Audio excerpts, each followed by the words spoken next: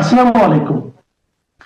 প্রিয় দর্শক, আপনাদের স্বাগত জানাচ্ছি। 2024 সালে বাংলাদেশের স্বাধীনতা বিরোধী মৌলবাদী জঙ্গিরা মার্কিন ডিপ স্টেটের সহযোগিতায় প্রধানমন্ত্রী শেখ হাসিনার সরকারকে হটিয়ে দেওয়ার মধ্য দিয়ে বাংলাদেশকে এক দীর্ঘকালীন সংকটের মধ্যে নিপতিত করেন। জঙ্গিরা এমন এক গর্ত খুঁড়েছে, সেই গর্ত থেকে বাংলাদেশের মানুষ আজকে চিন্তা করছে যে এই বাংলাদেশ কখনো বের হয়ে আসতে পারবে কিনা।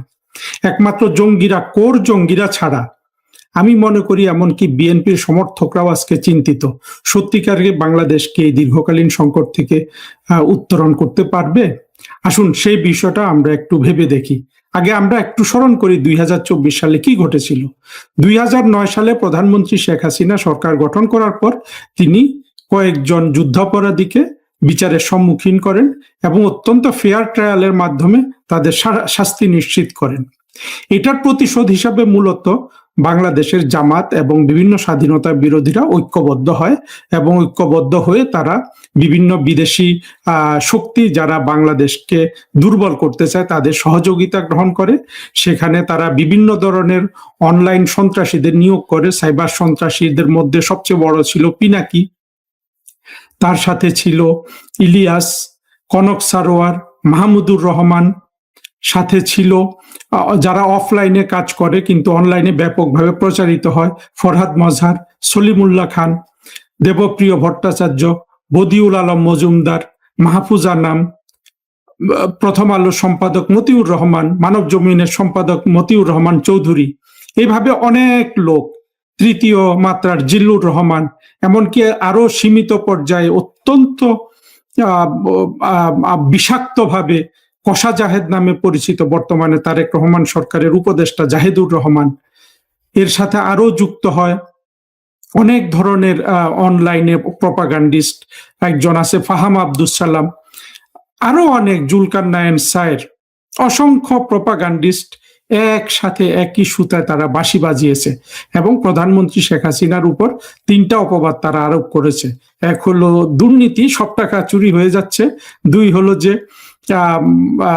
বাংলাদেশকে, দুই হলো যে মানবাধিকার লঙ্ঘিত হচ্ছে। 3 হলো বাংলাদেশকে ভারতের কাছে বিক্রি করে দেওয়া হয়েছে।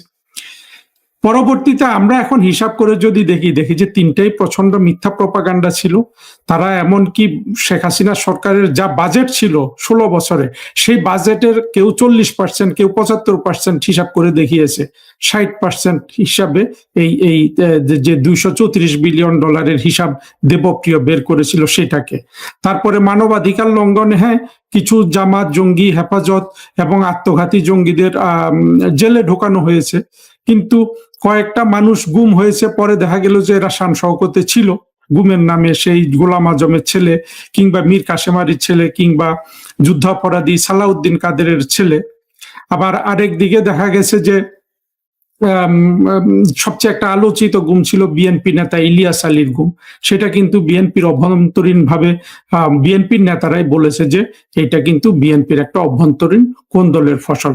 আর ইলিয়াস আলী নিজে যেহেতু জীবনে অনেক খুন করেছেন, অনেক খুনের সাথে জড়িত, এবং একটা জিনিস আপনারা মনে রাখবেন, কেউ যদি কোনো খুন করে ফেলে নিজ হাতে বা খুন করায়, সে কিন্তু আসলে আর কখনো জীবনে স্বাভাবিক মানুষ হতে পারে না। ইলিয়াস আলী আমরা যখন বিশ্ববিদ্যালয়ে পড়তাম তখনকার পরিচিত মানুষ, উনি এখন নাই দুনিয়াতে, ওনাকে নিয়ে কিছু বলবো না। কিন্তু এইভাবে কিছু গুম খুন, কিছু দুর্নীতি এবং সম্পূর্ণ মিথ্যা বাংলাদেশকে ভারতের কাছে বিক্রি করে দিয়েছে। দেখা গেল এই প্রপাগান্ডাগুলো আজকে যদি আমরা পরীক্ষা করি, এর 75 থেকে 80% হলো সম্পূর্ণ মিথ্যা বানোয়াট এবং শেখ হাসিনার সরকারকে ফেলে দেওয়া ষড়যন্ত্র ছিল, যেখানে অর্থ ঢেলেছে বিভিন্ন বিদেশি শক্তি, এবং যার মধ্যে একেবারে আমরা প্রেসিডেন্ট ট্রাম্পের কাছ থেকে আমরা শুনেছি যে কত $মিলিয়ন এসেছে। পরবর্তীতে আরো অনেক অনেক হিসাব দেওয়া হয়েছে কিভাবে আপনার থোকে থোকে থোকে থোকে মার্কিন যুক্তরাষ্ট্র এদেরকে টাকা দিয়েছে এবং বাংলাদেশের সব ধরনের শিল্পী, সাহিত্যিক, নাটক করে অভিনেতা, অভিনেত্রী, এদের সবাইকে মোটামুটি ডিপ স্টেট টাকা দিয়ে কিনে ফেলেছিল। এবং এরা সাথে সমকামী, বিষমকামী অনেক ধরনের মানুষ, যারা রাস্তায় নামলে মানুষ খুব মনোযোগ দিয়ে তাদেরকে দেখে, এদের সবাইকে তারা কিন্তু কিনে ফেলেছিল। কিনে ফেলে 24 সালের জুলাই আগস্টে তারা চূড়ান্ত আঘাত হানে। সেখানে জঙ্গিরা জঙ্গিদের খুন করতে থাকে। সবচেয়ে বিখ্যাত দুটো খুন ছিল আবু সাইদের খুন। পুলিশ তাকে রাবার বুলেট মেরেছে, জঙ্গিরা তাকে টেনে নিয়ে গিয়ে মাথা থেতলা করে দিয়ে মেরে ফেলেছে। আর তারপরে মুগ্ধ নামে এক সফট কোর জঙ্গি পানি দিচ্ছিল, তাকে জঙ্গিরা পেছন থেকে গুলি করে মেরে ফেলেছে। এইভাবে জঙ্গিরা অসংখ্য জঙ্গিকে মেরে ফেলেছে এবং আত্মঘাতী জঙ্গিদের সামনে বসিয়ে রাখা হয়েছিল। এইসব আত্মঘাতী জঙ্গির 2-1 পুলিশের গুলিতে মারা গেছে।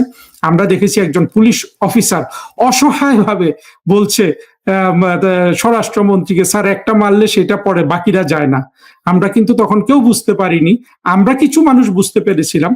আমি গর্ববোধ করে বলতে পারি যে আমি এটা কিন্তু ওই সময়ই বুঝতে পেরেছিলাম যে এগুলা সব আত্মঘাতী জঙ্গি, এগুলো ওইখানে চলে গেছে এই উদ্দেশ্যে যে ওরা জীবনটা দিয়ে দিবে, কিন্তু শেখ হাসিনার সরকার পড়ে যাক। কারণ ওরা বিশ্বাস করে ওইখানে ওরা মরে গেলে সাথে সাথে ওরা বেহেশতে চলে যাবে। সার্জিস, হাসনাত, নাহিদ, মাহফুজুর রহমান, নাসির পাটোয়ারি, পরবর্তীতে আমরা এই যে যতগুলো আত্মঘাতী জঙ্গিকে দেখেছি পরবর্তীতে টাকা পয়সা কামিয়ে মন্ত্রিত্ব করে বড়লোক হয়ে যেতে, এগুলো মূলত ছিল সব জামাতের সেট করা আত্মঘাতী জঙ্গি। ওরা যদি ওইখানে পরবর্তীতে হাদি নামে একটা জঙ্গি, যেটাকে আবার জামাত এবং ইউনূস সরকার মিলে তারা ঐক্যজোট হয়ে মেরে ফেলেছিল, এই সবগুলা জঙ্গি কিন্তু ওইখানে আপনার জড়ো হয়েছিল এই শেখ হাসিনা সরকারের বিরুদ্ধে এই ষড়যন্ত্রে। তারপরে আমরা কি দেখেছি?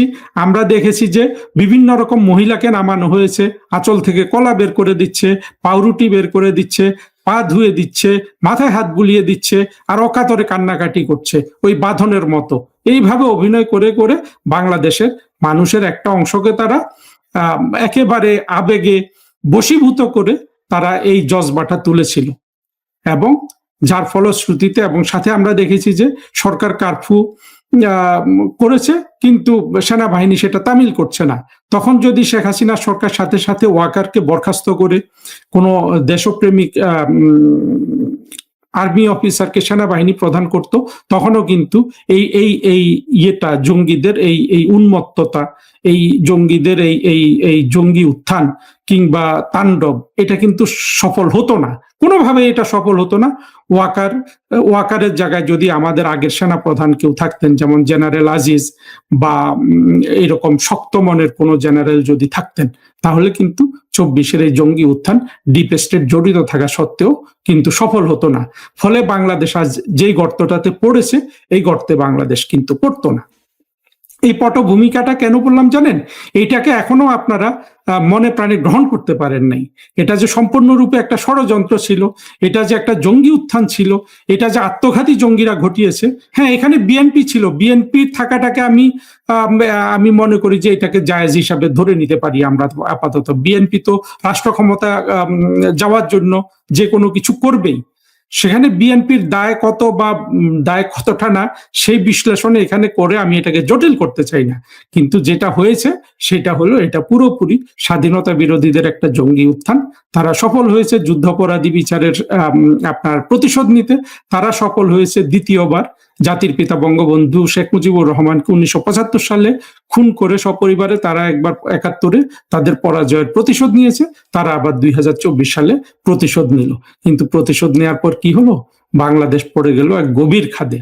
সারা গত 4 থেকে 5 দশক ধরে সারা বিশ্বের মধ্যে সবচেয়ে কুখ্যাত এক ডাকাত তৈরি হচ্ছিল এই বাংলাদেশের জমিতে পয়দা হওয়া ইউনূস। তাকে তারা শত শত পুরস্কার দিয়েছে, নোবেল পুরস্কার দিয়েছে এই একটি মিশন সফল করার জন্য।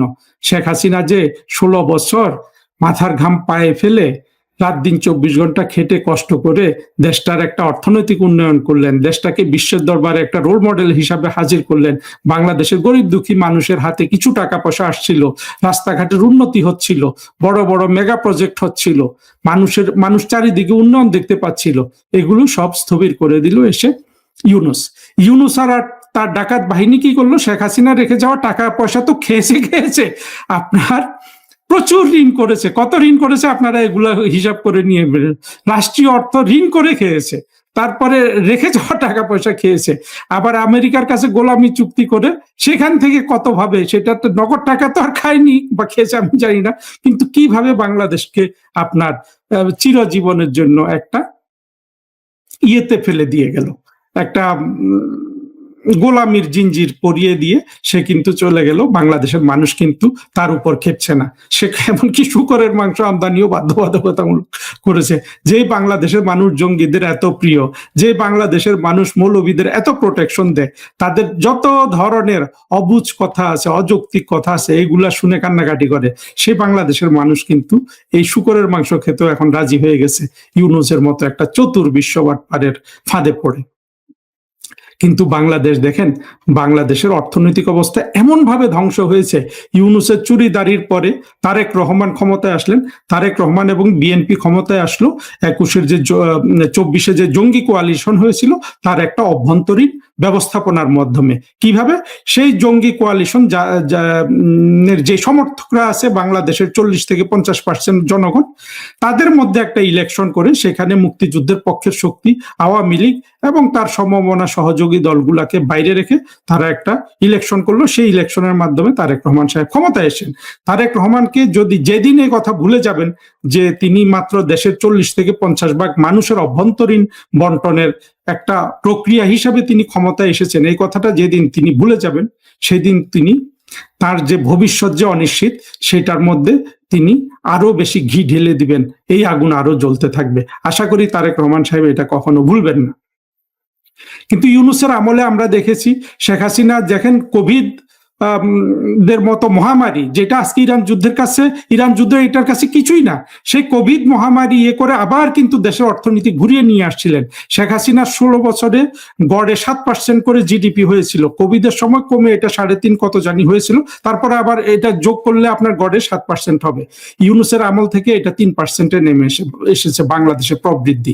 আজকে বাংলাদেশের মানুষের বিদ্যুৎ নাই, লোডশেডিং আছে, মানুষের দ্রব্যমূল্য উঠে যাচ্ছে, মানুষের সেই যে ইউনূস যে জঙ্গি তন্ত্র কায়েম করেছিল, যে ডাকাতের শাসন, যে জঙ্গলের শাসন কায়েম করেছিল মবতন্ত্রের মাধ্যমে, সেই মব কিন্তু এখনো কিন্তু শেষ হয় নাই। বাংলাদেশের বুদ্ধিবৃত্তি কোনো কিছু কিন্তু নাই। আপনার সেখানে শিক্ষকদের অপমান করা হয়েছে, সমাজের সব শ্রেণীকে অপমান করা হয়েছে, মুক্তিযোদ্ধাদের গলায় জুতার মালা পরিয়েছে এবং কত রকমের অপমান মুক্তিযুদ্ধকে তারা করেছে। কিন্তু একটা জিনিস আমি যেটা সবসময় আপনাদের বলে এসেছি, এই জঙ্গিরা কখনো বাংলাদেশের অর্থনীতির উন্নয়ন করতে পারবে না, এবং সেটা আমি যা কল্পনা করতাম তার চেয়েও দ্রুত ঘটে গেছে। বাংলাদেশ আছে অর্থনৈতিকভাবে এমন এক জায়গায় পৌঁছে গেছে, এখন তারেক রহমানের সরকারকে ভারত কিছুটা জিয়ে রেখেছে। আপনার এই যে ডিজেল সরবরাহ করে, এই ডিজেলটা যদি ভারত ঠিক মতো সরবরাহ না করে, তারেক রহমান কিন্তু সবচেয়ে বড় একটা ধাক্কা খাবেন। এটা তারেক রহমান এবং বিএনপির বন্ধুদের বলবো, আপনারা একটু ভেবে দেখবেন, আপনাদের রাজনীতির সবচেয়ে বড় হাতিয়ারই কিন্তু ভারত বিরোধিতা। এটা করে করে আপনারা সবসময় বাংলাদেশের রাজনীতি করেছেন, আজকে আপনারা ভারতের সহযোগিতা ক্ষমতায় আছেন। তো এই জিনিসগুলো একটু যদি ভেবে রেখে ভবিষ্যতে যদি এই আপনার এই যে মিথ্যা বানোয়াট ভারত বিরোধী রাজনীতি আপনারা জীবিত রাখেন, ভবিষ্যতে আপনারা বাংলাদেশের রাজনৈতিকভাবে অপ্রাসঙ্গিক হয়ে যাবেন। যা হোক, যে কথা বলার জন্য এতগুলা কথা বললাম, যেই অবস্থায় বাংলাদেশ আজকে, যেই অর্থনৈতিক সংকটে বাংলাদেশ আজকে এসেছে, সেখান থেকে কি বাংলাদেশের উত্তরণ হবে?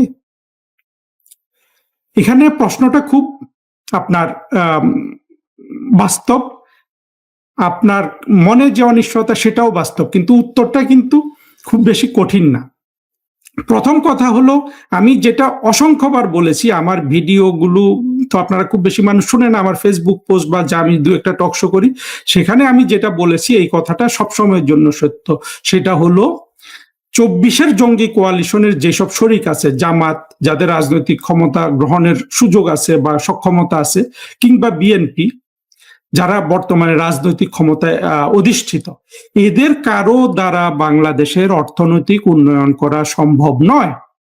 অর্থনৈতিক উন্নয়ন করা সম্ভব নয় এই জন্য যে বিএনপি যে রাজনীতিটা করে, এটা তারা মুক্তিযুদ্ধের কথা বলে, কিন্তু মুক্তিযুদ্ধের যে আদর্শগুলো চর্চা করা উচিত তার প্রতি আবার বিএনপি কিন্তু বিশ্বস্ত নয়। বিএনপি বিশ্বস্ত বরঞ্চ বাংলাদেশে যে মুসলিম লীগ এবং মৌলবাদী স্বাধীনতা বিরোধী চক্র যে এসব আদর্শে বিশ্বাস করে সেটার প্রতি অনুগত থেকে ওনারা মুক্তিযুদ্ধের কথা বলেন। এই যে বিএনপির আপনার নিজস্ব আদর্শের মধ্যে যে ভেজাল, এটা যতদিন বিএনপি সঠিক না করবে, আমি বিএনপিকে কোনোভাবেই এখানে তুচ্ছতাচ্ছিল্য করে কথা বলবো না। আমি চাই বিএনপি, যারা দেশের বড় একটা অংশ জনগণের সমর্থন তারা তাদের আছে, এইরকম একটা দল যদি সঠিকভাবে মুক্তিযুদ্ধের পক্ষে চলে আসে তাহলে বাংলাদেশের জন্য কিন্তু ভালো হবে।